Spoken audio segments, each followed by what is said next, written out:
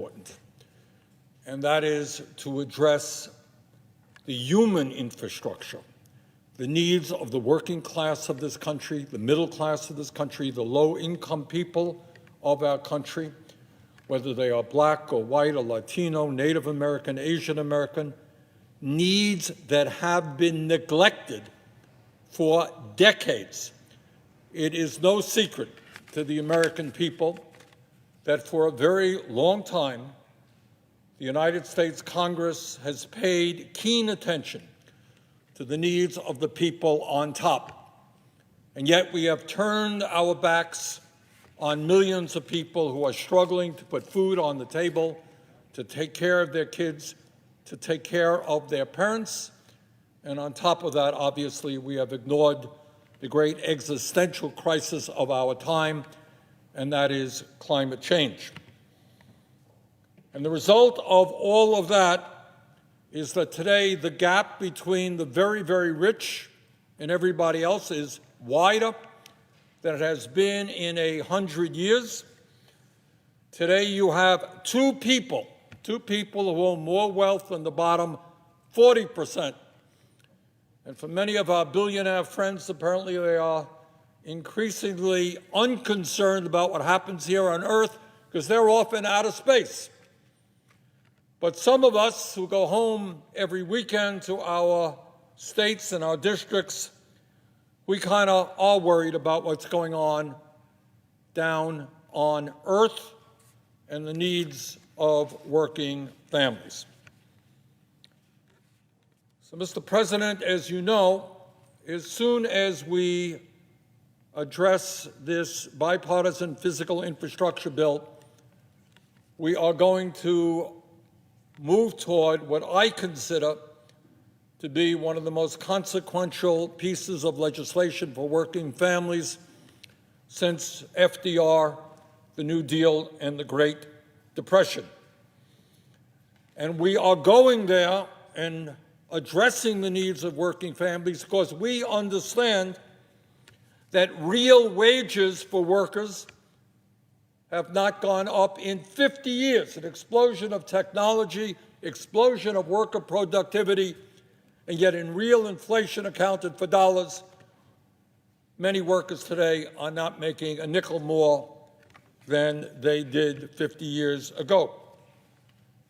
We're going forward on the reconciliation bill to address the needs of the working class because in the richest country in the history of the world, it is unacceptable that half of our people are living paycheck to paycheck. They go to work, and at the end of the week, they got nothing in the bank, and maybe they're even further behind because they can't afford their health care needs, the rent, and the educational costs of their children.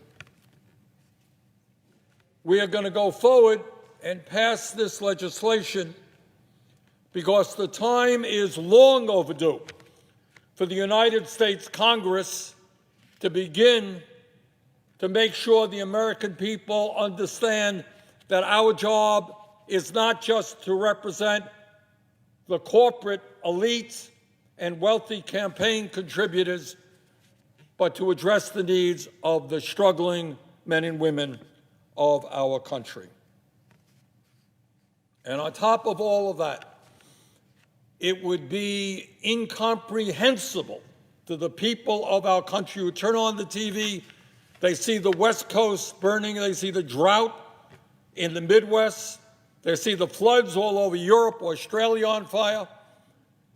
It would be incomprehensible and a real crime against future generations if we did not finally address in a significant way the existential threat not only to our country but to the world in terms of climate.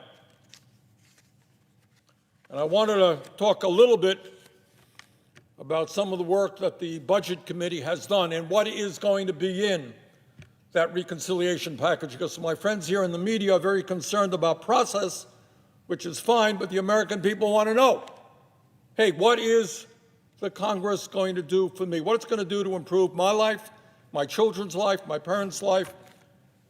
What are we going to do to save the planet.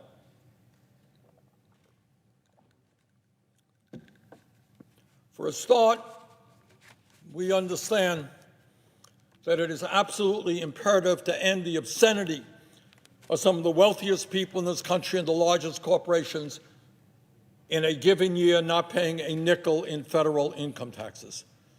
So what we have seen in the pandemic, what we have seen in recent years, very, very wealthiest people becoming phenomenally richer.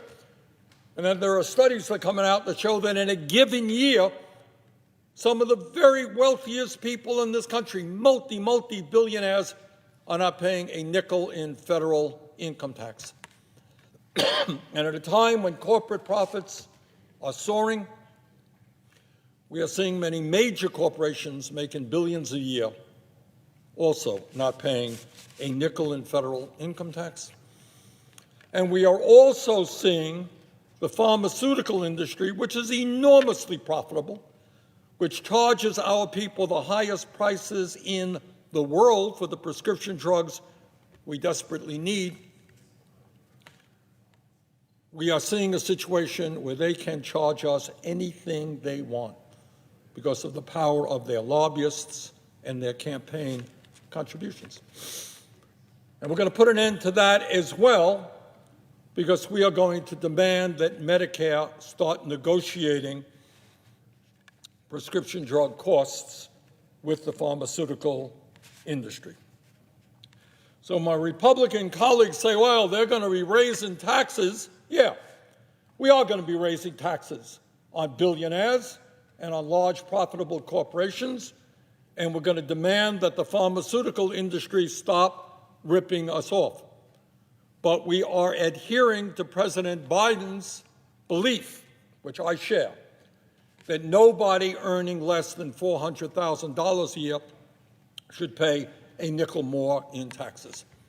So we're going to do exactly what the American people want us to do and tell the billionaire class that they're going to have to start paying their fair share of taxes.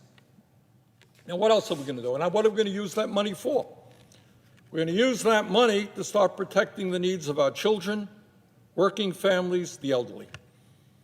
I think many Americans now see what public policy can mean in their lives because we are providing a $300 a month check per child.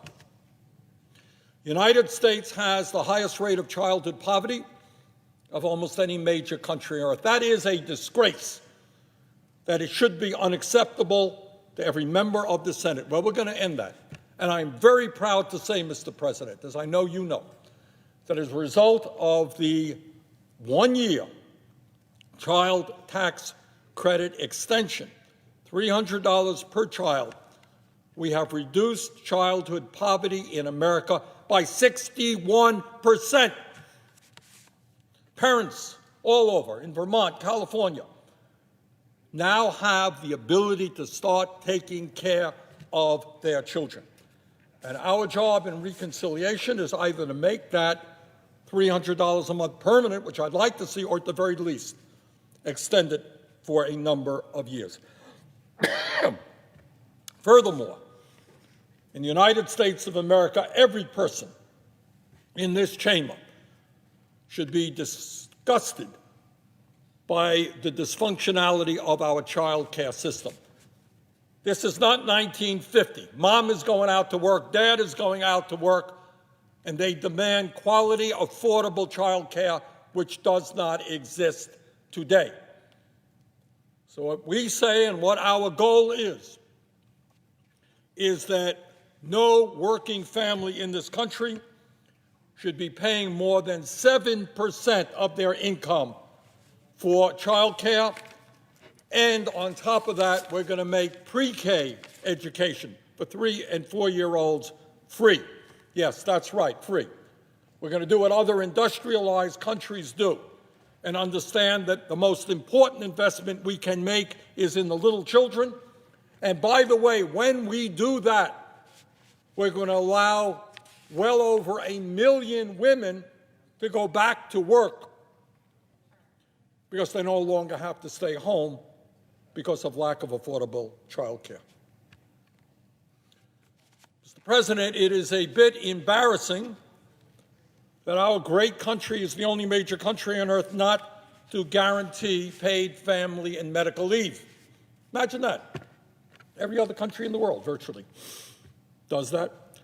And in America, I have met with women, low-income women, give birth, then they got to go back to work in a week or two because they don't have the money to stay home. But we're going to end that. And we are going to have, as a nation, guaranteed paid family and medical leave. We are going to address the reality that many of our younger people are unable to obtain the good-paying jobs that are out there because they lack the higher education. Now, I myself will go further than this bill is going to go. I think time is long overdue to make public colleges and universities tuition-free and cancel all student debt. That's not what is in this bill. But what is in this bill says that at the very least, every American will have the right to get 2 years of community college. And they can use that to get the training they need to get the good jobs. Maybe it's nursing, maybe it's something else. But they will also get the credits they need that they can transfer into a 4-year school. So we're making a big step forward in getting young people the ability to get the training they need, the education they need to obtain the good-paying jobs that are out there. Mr. President, I know that you are aware that right here in this community, right here on Capitol Hill, Washington, D.C., you got people sleeping out on the street.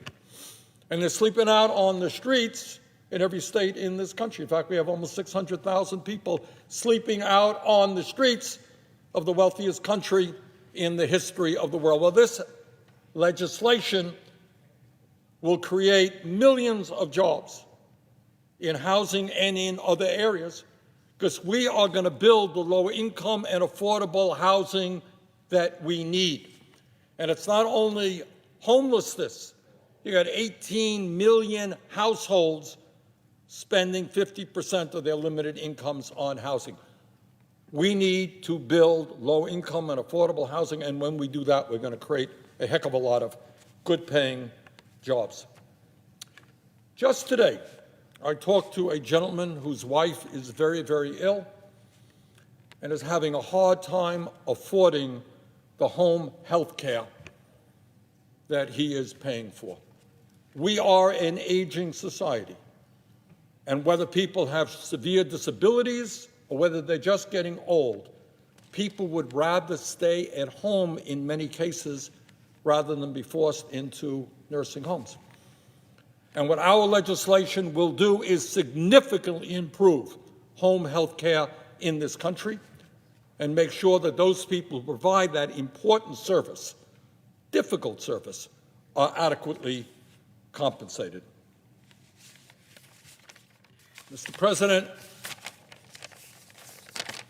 I know that many of my Republican colleagues don't believe that climate change is real, don't believe that we should do anything about it, but they are dead wrong.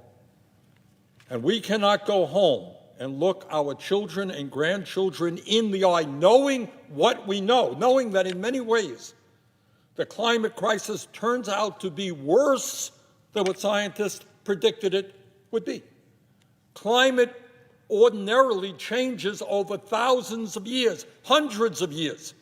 We are seeing the change in climate with our own eyes year by year. It is frightening. And if people think that the forest fires in Oregon, California, Montana, elsewhere are an aberration, they're a once in a lifetime, you're wrong.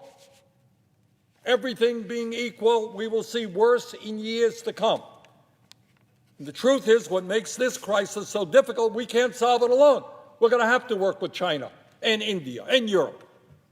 We're going to have to bring the world together to save this planet for our kids and future generations. And this legislation takes an important step forward. It doesn't go as far as it should, but it is a major step forward in transforming our energy system away from fossil fuel to energy efficiency and sustainable energy. Now, I know we will be hearing from my Republican colleagues who are very upset that this will be a partisan bill, which it will be. But let me remind them that they used the so-called reconciliation process recently, two areas. Number one, they thought it important to go forward in a partisan way without Democratic support, with the enormously important goal of giving massive tax breaks to billionaires and large corporations. That's how they used the reconciliation process. Well, we've got a little different idea.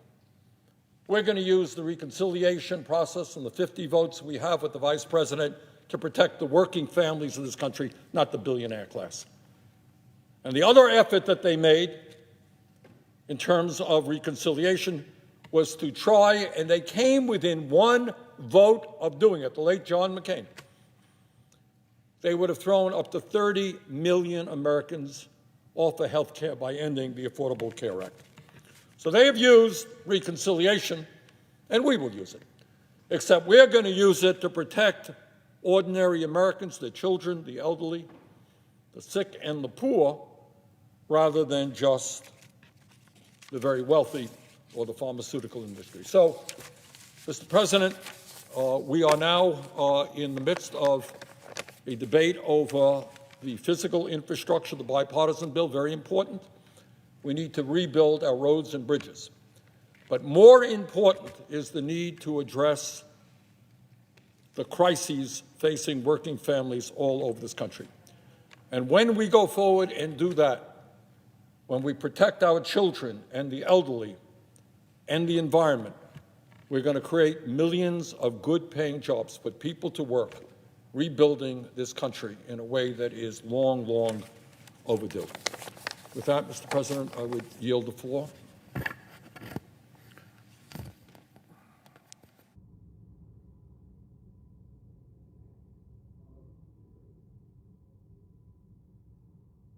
Note the absence of a quorum. Clerk will call the roll. Ms. Baldwin.